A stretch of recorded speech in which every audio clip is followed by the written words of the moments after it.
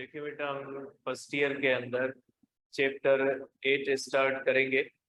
Chapter 8, 9 और 10 पहले पढ़ेंगे। ये चैप्टर्स जो एंट्री टेस्ट वाले हैं बेटा, इनके बहुत लंबा अरसा हुआ है कि पढ़े हुए हैं, और बहुत ही इम्पोर्टेंट चैप्टर्स भी हैं, थोड़े मुश्किल भी है। और जो हाफ एंट्री वाले हैं तो उनके लिए भी ये चैप्टर्स इम्पोर्टेंट भी होते हैं, कम भी पढ़े जाते हैं, कम भी पढ़ाए जाते हैं। इसलिए हम पहले जो है वो स्टार्ट करेंगे।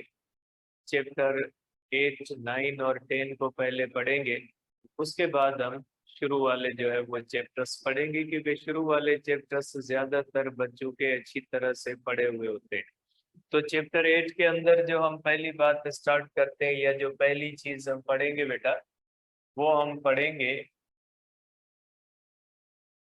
ठीक है बेटा, चैप्टर 8 है, जिसके अंदर जो हमने सबसे पहली बात पढ़नी है बेटा, वो हमने पढ़नी है इस तरह से। वाइब्रेटरी मोशन के वाइब्रेटरी मोशन क्या होती है, या वाइब्रेटरी मोशन किसको कहा जाता है बेटा।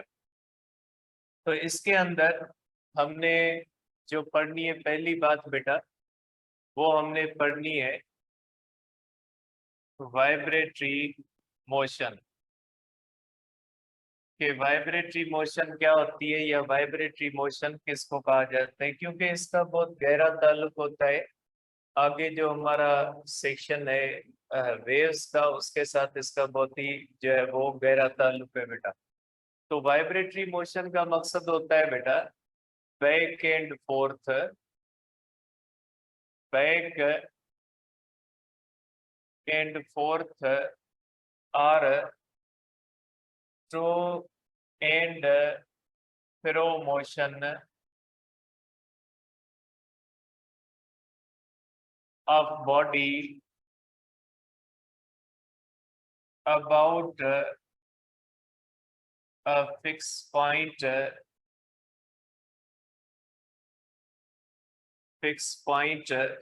is called vibratory motion बेटा।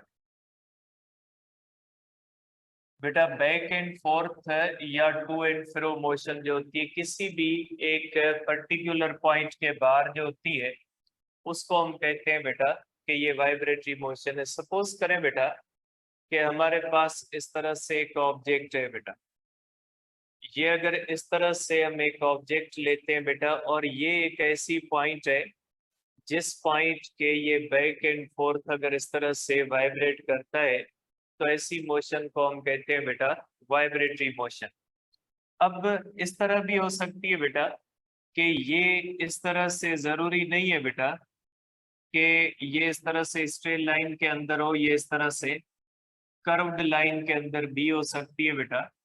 कि अगर इस तरह से एक पर्टिकुलर पॉइंट के बाहर बेटा ये इस तरह से भी वाइब्रेट कर सकता है बेटा।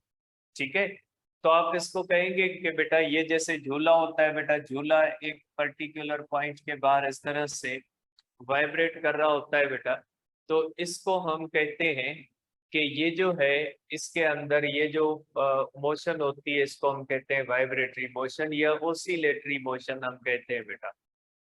वाइब्रेटरी मोशन भी हम कहते हैं इसको, ओसिलेटरी मोशन भी कहते हैं। वाइब्रेटरी मोशन या ओसिलेटरी मोशन के अंदर कोई भी बॉडी एक पर्टिकुलर एक मखसूस पॉइंट के बाद टू एंड फ्रो या बैक एंड फोर्थ मूव करती है, तो ऐसी बॉडी जो एक पर्टिकुलर एक मखसूस पॉइंट के बाद टू एंड फ्रो मूव करे, फिर चाहे वो इस तरह से स्ट्रेट लाइन में मूव करे, या फिर वो इस तरह से कर्व्ड लाइन के अंदर मूव करे, लेकिन अगर उसकी एक पर्टिकुलर पॉइंट के बाद टू एंड फ्रो मोशन है, तो ऐसी मोशन को हम कहेंगे वाइब्रेटरी मोशन बेटा। अब वाइब्रेटरी मोशन के अंदर बेटा ये जो पॉइंट्स होती हैं बेटा, इस पॉइंट को हम कहते हैं बेटा एक्सट्रीम पोजीशन बेटा। इसको हम कहते हैं एक्सट्रीम पोजीशन। और ये एक्सट्रीम पोजीशन कौन सी है बेटा, ये लेफ्ट वाली है। और ये जो पोजीशन है बेटा, इसको हम कहते हैं एक्सट्रीम पोजीशन बेटा, एक्सट्रीम पोजीशन। और ये एक्सट्रीम पोजीशन जो होती है बेटा, ये होती है राइट साइड वाली। एक्सट्रीम पोजीशन, एक्सट्रीम बेटा ये भी एक्सट्रीम पोजीशन है, ये भी एक्सट्रीम, ये राइट वाली एक्सट्रीम पोजीशन है, लेफ्ट वाली एक्सट्रीम पोजीशन। ये जो पोजीशन होती है बेटा इसको कहा जाता है इक्विलिब्रियम पोजीशन बेटा, इसको हम कहते हैं इक्विलिब्रियम पोजीशन, या आप इसको कभी कभी ये भी कहते हैं कि हम इसको कहते हैं मीन पोजीशन बेटा। इक्विलिब्रियम पोजीशन भी कहा जाता है, इसको मीन पोजीशन भी कहा जाता है बेटा। ठीक है, तो ये जो मोशन होती है बेटा इस मोशन को हम कहते हैं वाइब्रेटी, जिसके अंदर मुख्तलिफ पॉइंट्स के मखसूस नेम्स होते हैं। इक्विलिब्रियम पोजीशन होती है, एक्सट्रीम पोजीशन होती है। अब बेटा जो मोशन होती है ना वो दो किस्मों की होती है। आपने पढ़ा है कि एक वो मोशन होती है जिसको हम यूनिफॉर्म मोशन कहते हैं बेटा। जैसे बेटा अगर ट्रांसलेटरी मोशन देखें तो ट्रांसलेटरी मोशन जो होती है उसके अंदर यूनिफॉर्म ट्रांसलेटरी मोशन हो सकती है। ऐसी ट्रांसलेटरी मोशन जिसके अंदर वेलोसिटी यूनिफॉर्म रहे, और आपको पता है वेलोसिटी वेक्टर होती है, उसको मैग्नीट्यूड भी होता है और उसका डायरेक्शन भी होता है। तो बेटा यूनिफॉर्म वेलोसिटी सिर्फ एक ही सूरत में रह सकती है जब कोई भी बॉडी स्ट्रेट लाइन में मूव करे विद द यूनिफॉर्म स्पीड, तो हम कहेंगे उस बॉडी की वेलोसिटी यूनिफॉर्म है। बाकी किसी भी बॉडी की वेलोसिटी यूनिफॉर्म नहीं रह सकती। जैसे यूनिफॉर्म सर्कुलर मोशन है, यूनिफॉर्म सर्कुलर मोशन के अंदर भी स्पीड बॉडी की कांस्टेंट रहती है, लेकिन आपको पता है टेंजेंशियल वेलोसिटी का डायरेक्शन कंटिन्यूअसली चेंज हो रहा होता है। तो यूनिफॉर्म सर्कुलर मोशन के अंदर भी हम ये नहीं कहेंगे कि यूनिफॉर्म सर्कुलर मोशन के अंदर वेलोसिटी रिमेन्स कांस्टेंट, हम कहते हैं स्पीड रिमेन्स कांस्टेंट। तो किसी भी बॉडी की वेलोसिटी यूनिफॉर्म उसी सूरत में रह सकती है जब उसका मैग्नीट्यूड भी सेम हो, उसका डायरेक्शन भी सेम, और ओनली पॉसिबिलिटी है रेक्टिलिनियर मोशन। ट्रांसलेटरी मोशन हर यूनिफॉर्म नहीं होती, ट्रांसलेटरी मोशन के अंदर भी अगर डायरेक्शन चेंज होता है, चेंज हो। तो आपको पता है कि जिस मोशन के अंदर डायरेक्शन बॉडी का चेंज होता है ऐसी मोशन के अंदर वेलोसिटी कांस्टेंट नहीं रह सकती, मैग्नीट्यूड कांस्टेंट रह सकता है, डायरेक्शन चेंज होने की वजह से भी एक्सेलरेशन आती है। तो एक्सेलरेशन जो होती है वो हमेशा पैदा होती है due to the change of velocity, और वेलोसिटी वेक्टर है, मैग्नीट्यूड चेंज भी एक्सेलरेशन है, डायरेक्शन चेंज भी एक्सेलरेशन। यूनिफॉर्म सर्कुलर मोशन के अंदर वेलोसिटी के डायरेक्शन चेंज होने की वजह से भी एक्सेलरेशन आती है, जिसको हम सेंट्रीपिटल एक्सेलरेशन कहते हैं। तो अगर हम वाइब्रेटरी मोशन को देखते हैं तो कभी इधर हो रही है कभी उधर हो रही है, तो वेलोसिटी का डायरेक्शन तो कांस्टेंट नहीं रह सकता। वेलोसिटी का डायरेक्शन तो एक नहीं होगा, बॉडी इधर जा रही है वेलोसिटी इधर है, बॉडी इधर जा रही है वेलोसिटी इधर है, तो वेलोसिटी का डायरेक्शन कंटिन्यूअसली चेंज होता है। तो वेलोसिटी का डायरेक्शन अगर कंटिन्यूअसली चेंज होता है तो ऐसी मोशन को हम कहेंगे कि ये नॉन यूनिफॉर्म मोशन है, मीन्स एक्सिलरेटेड मोशन है। वाइब्रेटरी मोशन एक्सिलरेटेड मोशन होती है बेटा, यूनिफॉर्म मोशन नहीं होती। तो आप कहोगे बेटा कि वाइब्रेटरी मोशन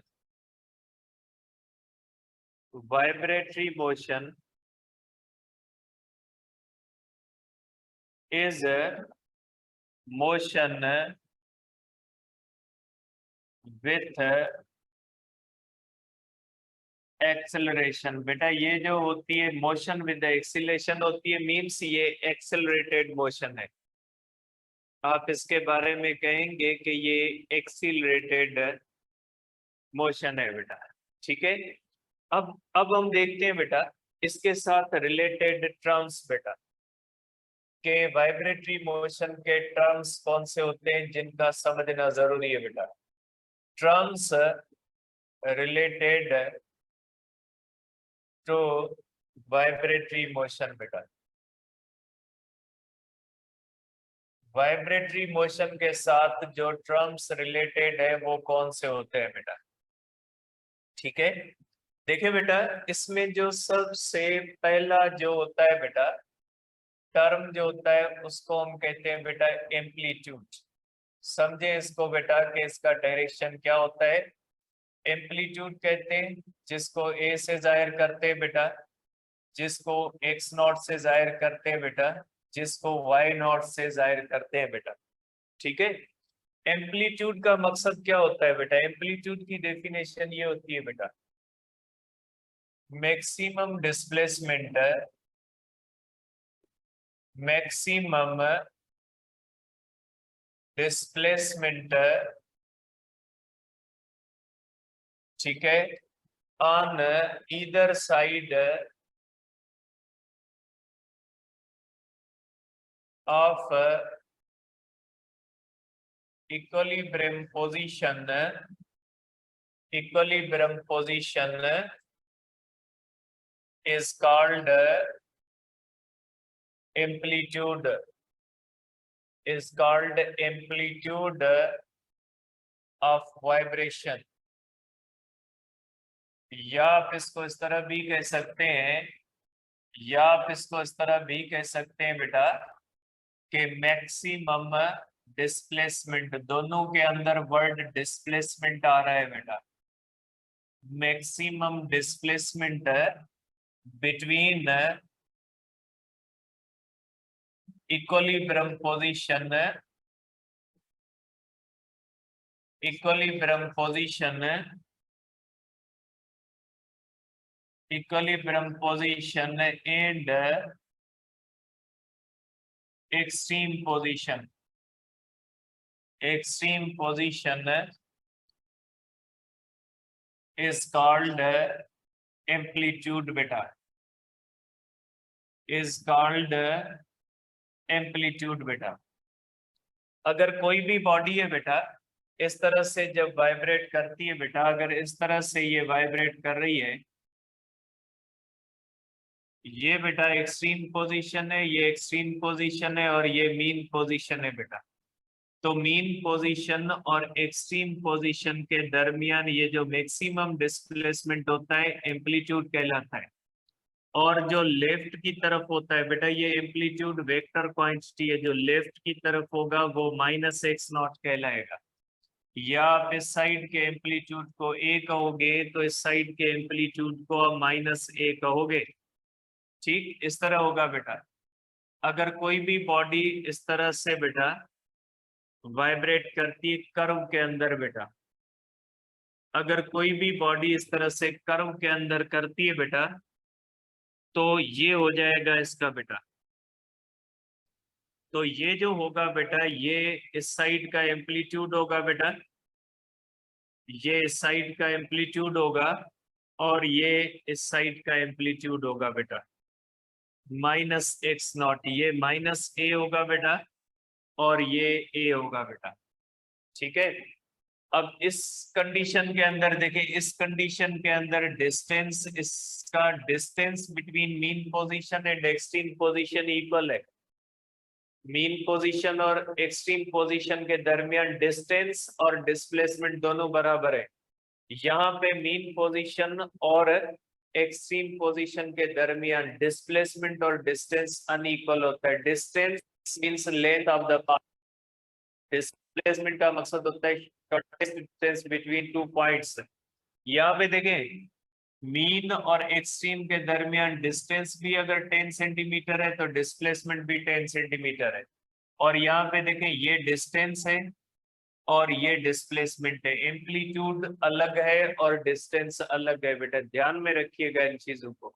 ठीक है, तो ये हो जाता है बेटा हमारे पास इस तरह से। या आप इसको इस तरह भी कहेंगे बेटा, सपोज करें ये बॉडी इस तरह से वाइब्रेट करती है, जरूरी नहीं है कि बॉडी हॉरिजॉन्टल वाइब्रेट करे, बॉडी वर्टिकल भी वाइब्रेट कर सकती है बेटा इस तरह से।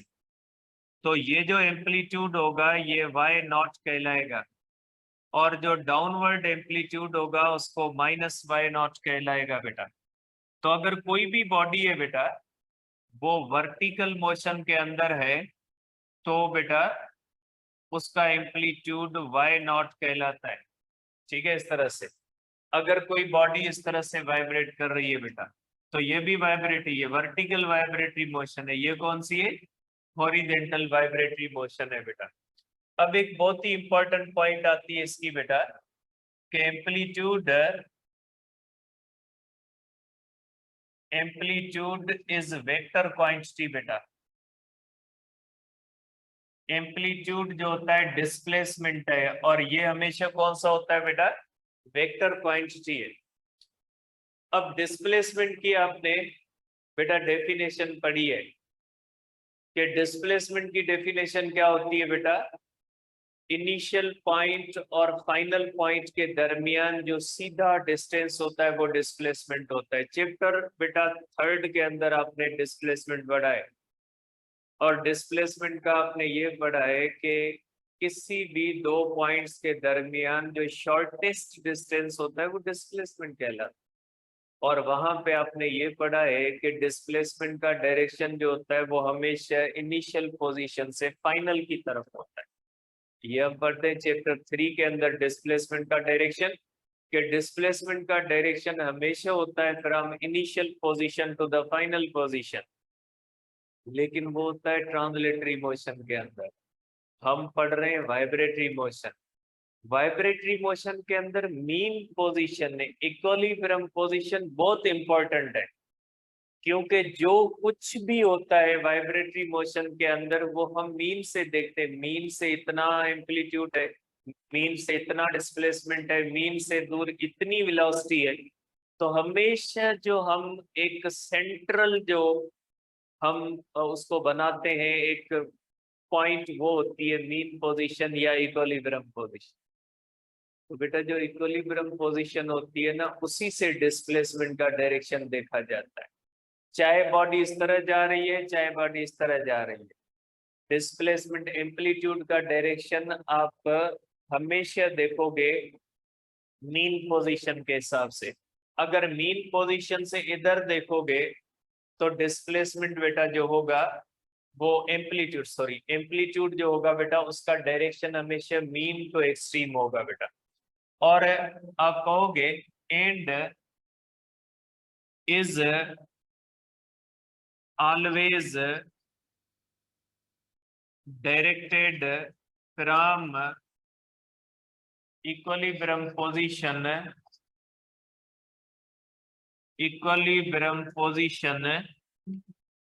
to extreme position बेटा। ये इक्विलिब्रियम पोजीशन से इसका डायरेक्शन किस तरफ होता है बेटा? इसका होता है एक्सट्रीम पोजीशन की तरफ डायरेक्शन। मींस एम्पलीट्यूड का डायरेक्शन ये होगा बेटा, ये एम्पलीट्यूड का डायरेक्शन होता है बेटा, ये इस तरह से। ये एम्पलीट्यूड का डायरेक्शन इस तरह होता है बेटा। एम्पलीट्यूड का डायरेक्शन जो होता है वो हमेशा मीन पोजीशन से किस तरफ होता है? एक्सट्रीम पोजीशन की तरफ होता है।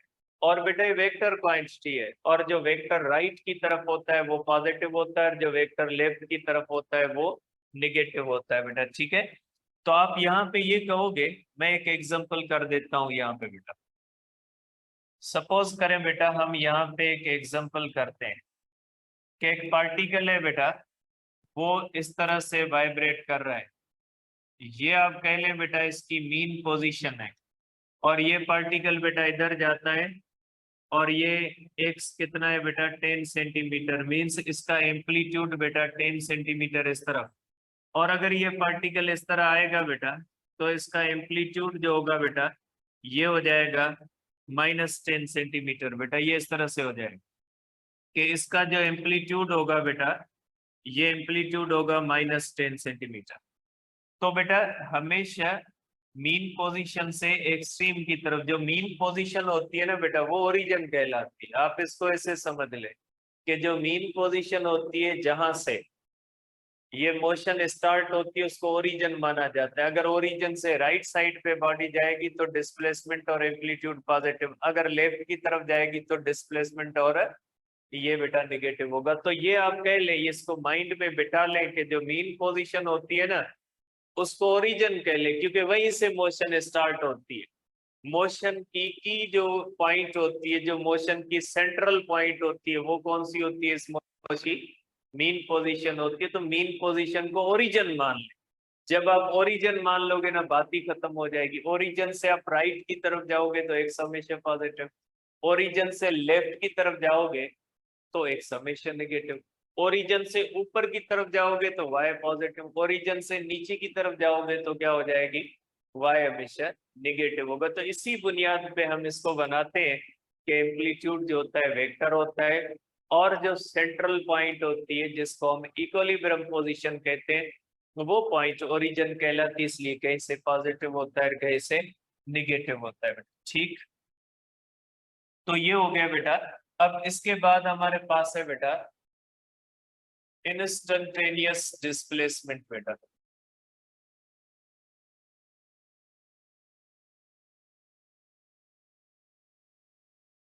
इंस्टेंटेनियस डिस्प्लेसमेंट बेटा, इंस्टेंटेनियस डिस्प्लेसमेंट एक्स होता है बेटा। ठीक है, अब इसकी डेफिनेशन क्या होती है बेटा? Displacement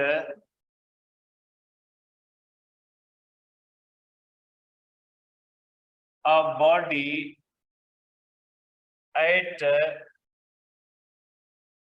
any instant on either side of equilibrium position is called instantaneous displacement. Instantaneous displacement बेटा। ठीक है, या बेटा ये बहुत ही इंपॉर्टेंट डेफिनेशन बनेगी बेटा। डिस्प्लेसमेंट बिटवीन, ये बहुत ही इंपॉर्टेंट बेटा डेफिनेशन है जिससे हमें बहुत कुछ पता लगता है। Displacement between equilibrium position, equilibrium position and position of body, position of body at any instant is called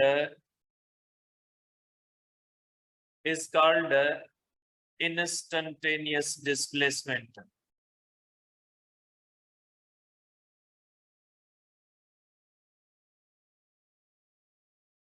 इसको कहा जाता है instantaneous displacement. Instantaneous displacement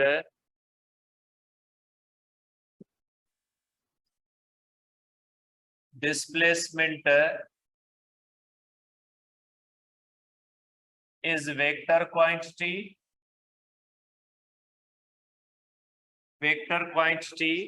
and is always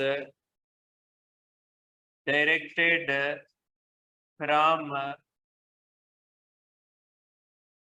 equilibrium position to position of body बेटा।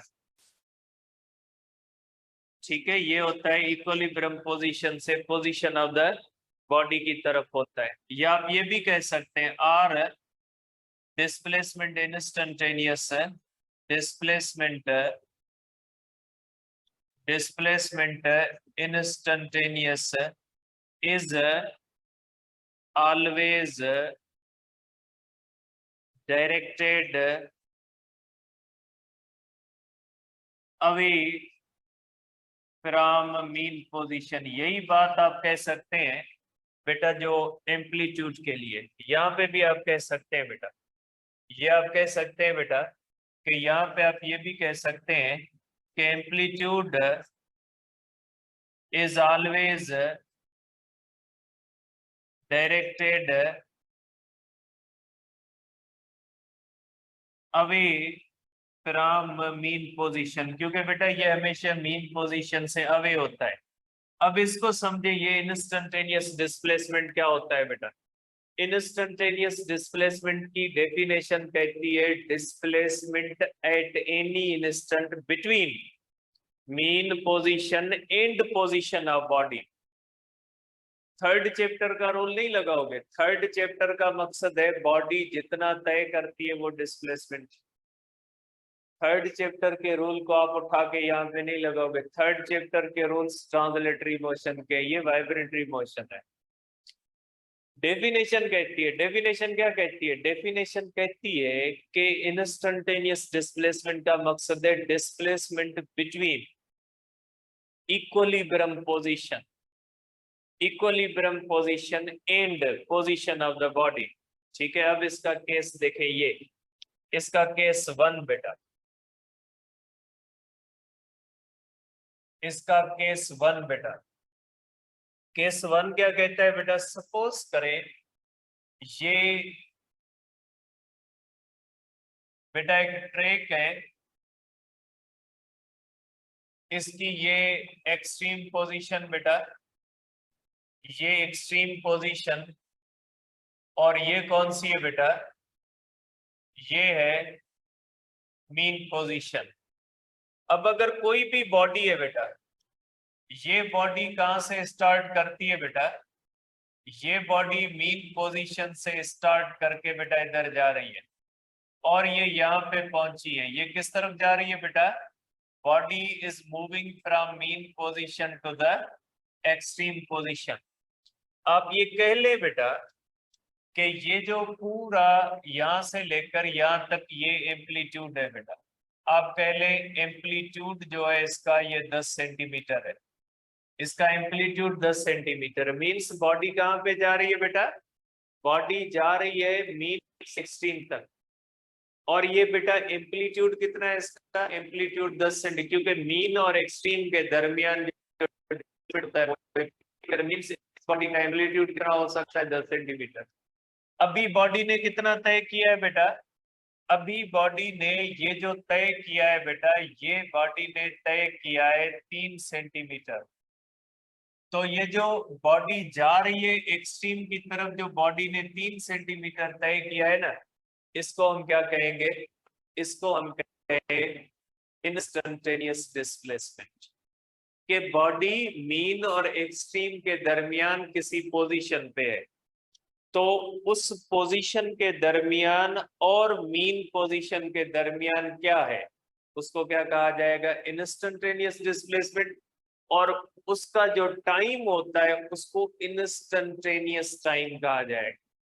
इस 3 centimetre को तय करने के लिए जितना टाइम इस बॉडी को लगा है वो इंस्टेंटेनियस टाइम कहा जाता है। टाइम दो होते हैं, एक टाइम पीरियड, वो जो पूरी वाइब्रेशन को तय करने के लिए लगता है वो टाइम पीरियड होता है। डिस्प्लेसमेंट को तय करने के लिए जो लगता है उसको क्या कहा जाता है? उसको कहा जाता है इंस्टेंटेनियस टाइम। सपोज करें इस सेंटीमीटर तक जाने के लिए 2 सेकंड लगे, हम देंगे इसका इंस्टेंटेनियस टाइम जो होता है वो 2 सेकंड है बेटा।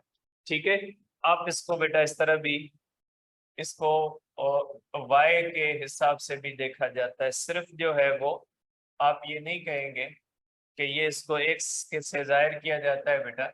अगर वाई पे है तो इंस्टेंटेनियस डिस्प्लेसमेंट को वाई से जाहिर किया जाए। अब देखिए इसको, अगर ये बॉडी इस तरह जा रही है बेटा, अगर ये बॉडी इस तरह जा रही है और इस बॉडी ने बेटा ये डिस्टेंस तय किया है, तो ये अगर इसने 7 सेंटीमीटर तय किया है तो ये इसका डिस्प्लेसमेंट होगा बेटा, और ये डिस्प्लेसमेंट इस तरह से इसका डायरेक्शन।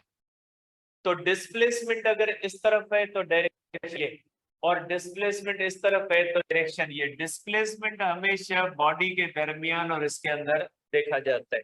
अब केस 2 देखे बेटा इसका। केस 2 क्या कहता है? अगर ऐसे हो तो फिर क्या कहोगे बेटा? केस 2 को आप देख ले बेटा, ये हमारे पास केस 1 है और ये केस 2 है बेटा। आप देखिए इसको तवज्जो से। अगर बेटा ये बॉडी इस तरह से बेटा, ये एक ट्रैक है, वाइब्रेटरी मोशन का ट्रैक आप कह ले, ये बेटा एक ट्रैक है जिसके ऊपर ये बॉडी वाइब्रेट करती है। ये आप कह ले इसकी मीन पोजीशन है। ये हो गई बेटा इसकी एक्सट्रीम पोजीशन राइट साइड की, एक्सट्रीम पोजीशन बेटा लेफ्ट साइड की, और ये मीन पोजीशन बेटा इसकी। ठीक, अब आप ये कह ले बेटा कि इसका एम्पलीट्यूड जो है बेटा, इसका जो इस तरफ एम्पलीट्यूड है, ये अब कह लें ये एम्पलीट्यूड 10 सेंटीमीटर है, और इसका जो एम्पलीट्यूड इस तरफ है बेटा, इसका एम्पलीट्यूड जो इस तरफ होगा, आप कह लें कि ये एम्पलीट्यूड कितना है, -10 सेंटीमीटर, क्योंकि राइट की तरफ पॉजिटिव है, लेफ्ट की तरफ निगेटिव है। अब बॉडी आ रही है इस तरफ बेटा, ये बॉडी यहां से स्टार्ट करती है और ये आ रही है इधर बेटा, और बॉडी यहाँ पे आ गई बेटा, और बॉडी ने ये 3 सेंटीमीटर तय किया बेटा। अब बॉडी ने यहाँ पे तय किया था मीन से एक्सट्रीम जाने की तरफ जो है वो 3 सेंटीमीटर, तो हमने उसको डिस्प्लेसमेंट। अब बॉडी यहाँ से आती है इस तरफ, तो इसने 3 सेंटीमीटर तय किए। अगर तो ये होती ट्रांसलेटरी मोशन, तो आप कह लेते कि इसका डिस्प्लेसमेंट 3 सेंटीमीटर की, बॉडी ने तय 3 सेंटीमीटर की। ट्रांसलेटरी नहीं है, वाइब्रेटरी, ऑसिलेटरी। इसके अंदर डेफिनेशन क्या कहती है? डेफिनेशन कहती है instantaneous displacement between equilibrium position, किसके दरमियान? Equilibrium position and position of the body बेटा। ठीक है, ये मकसद है इसका, मेन मकसद ये बेटा।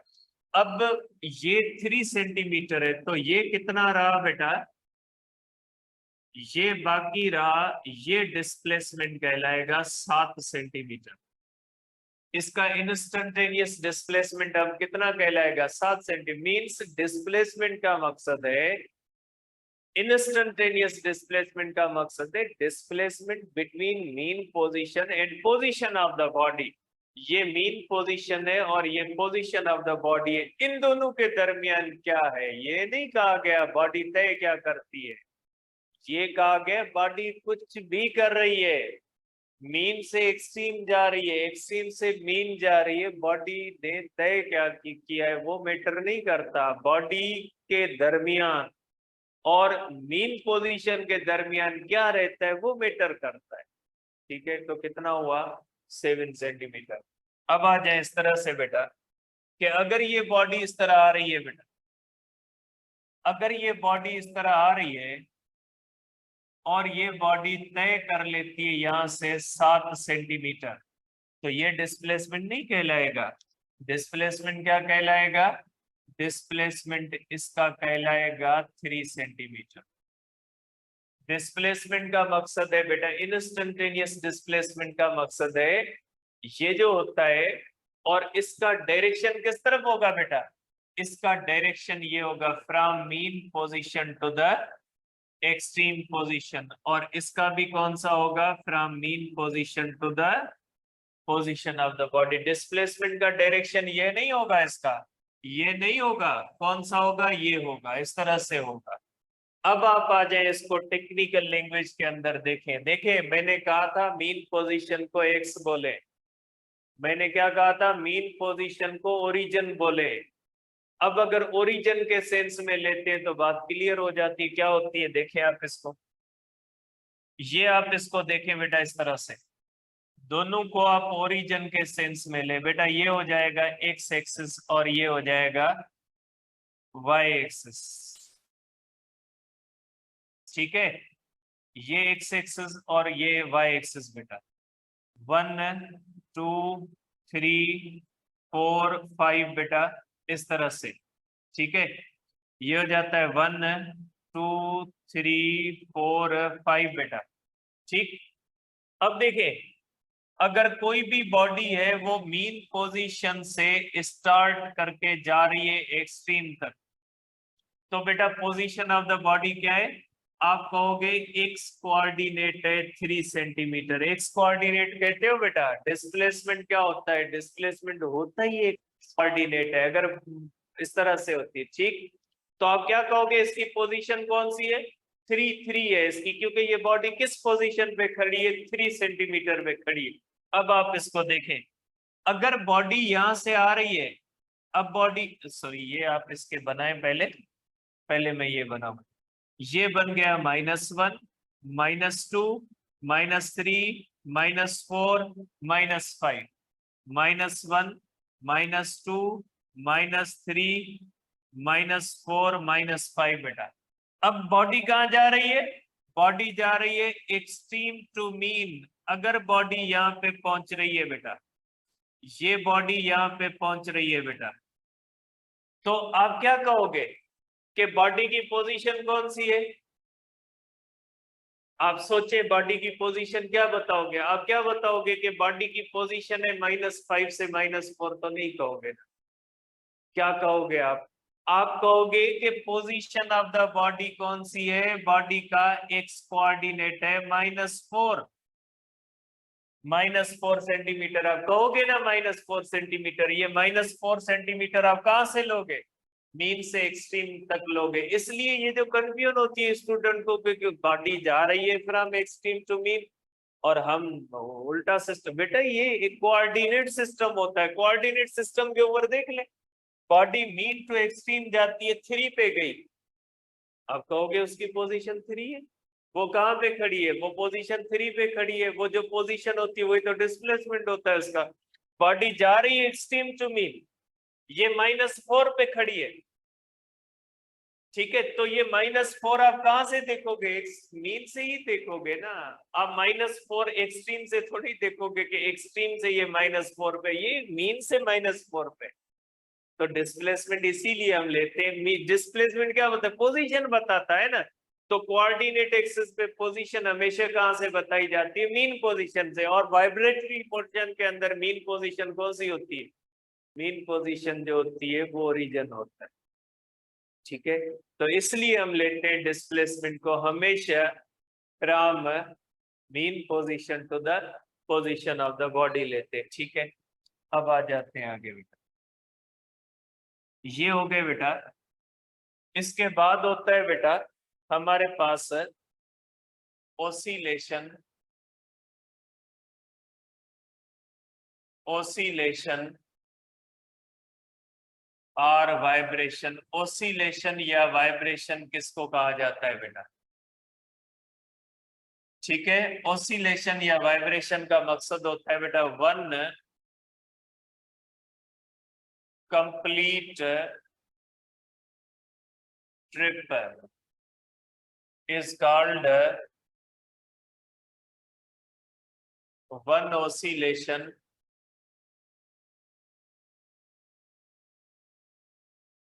or one vibration. बेटा अगर कोई भी बॉडी है ये इस तरह से बेटा, अगर ये इस तरह से कंप्लीट ट्रिप करे बेटा, इस तरह से, अगर ये मीन से एक्सट्रीम जाए, एक्सट्रीम से मीन जाए, मीन से एक्सट्रीम, एक्सट्रीम से मीन, ये वन कंप्लीट वाइब्रेशन या ओसिलेशन कहलाएगी बेटा। ठीक है, और इसके अंदर बेटा in one complete oscillation, in one complete oscillation, ठीक है बेटा, डिस्प्लेसमेंट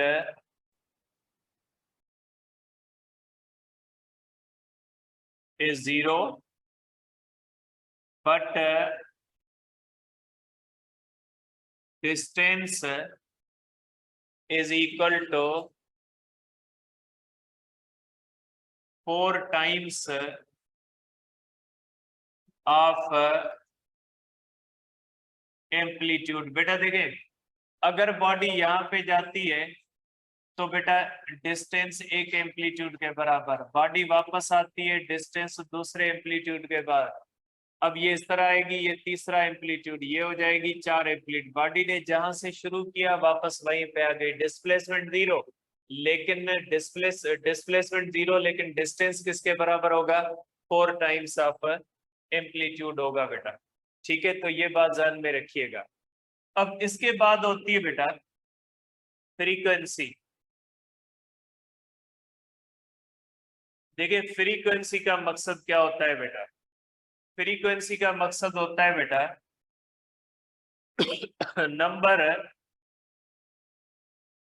नंबर ऑफ oscillations या जो है वो वाइब्रेशंस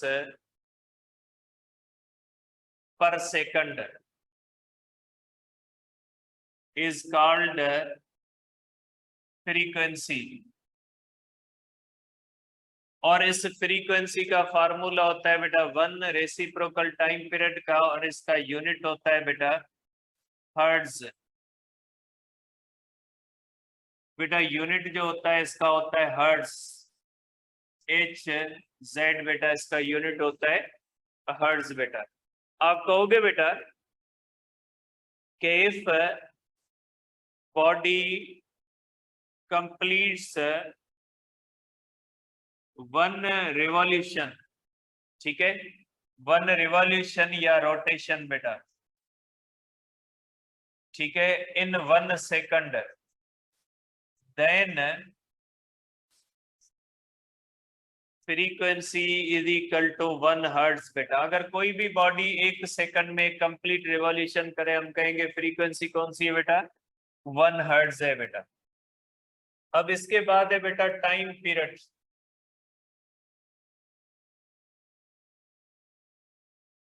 टाइम पीरियड बेटा क्या होता है, टाइम पीरियड का मकसद है बेटा time required to complete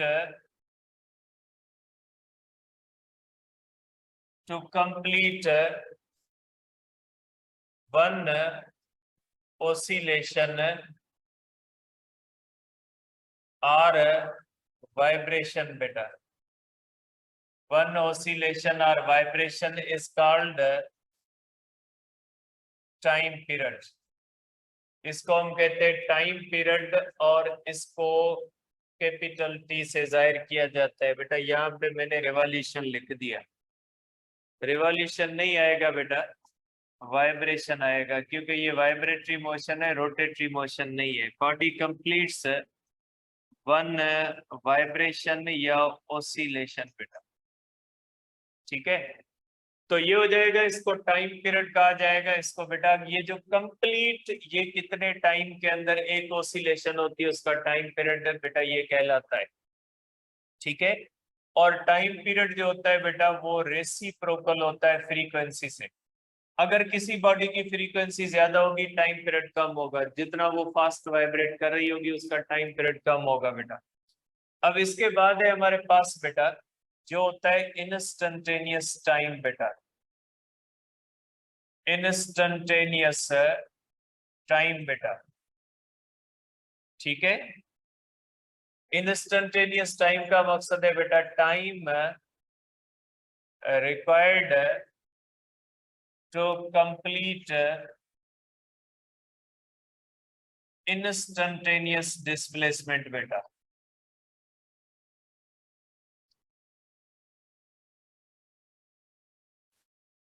Instantaneous displacement is called instantaneous time बेटा, और instantaneous time को t कहा जाता है। फॉर एग्जाम्पल अगर ये बेटा इस तरह से अगर आप देखते हैं कंप्लीट वाइब्रेशन का टाइम पीरियड, और ये 7 सेंटीमीटर का जो टाइम होता है इसको आप कह सकते हैं इंस्टेंटेनियस टाइम। इस 3 सेंटीमीटर का जो टाइम होता है इसको आप इंस्टेंटेनियस टाइम कह सकते हैं।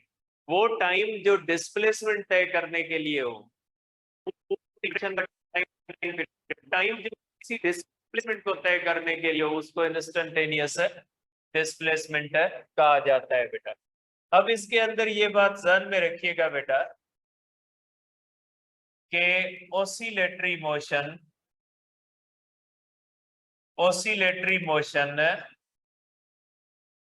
is called periodic motion if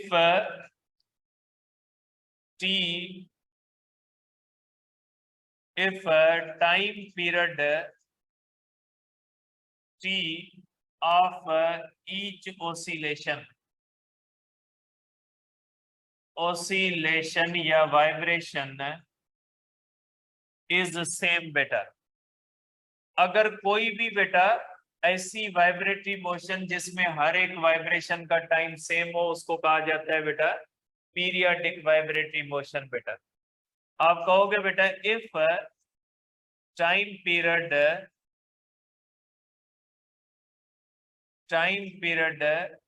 of each oscillation या वाइब्रेशन is not same,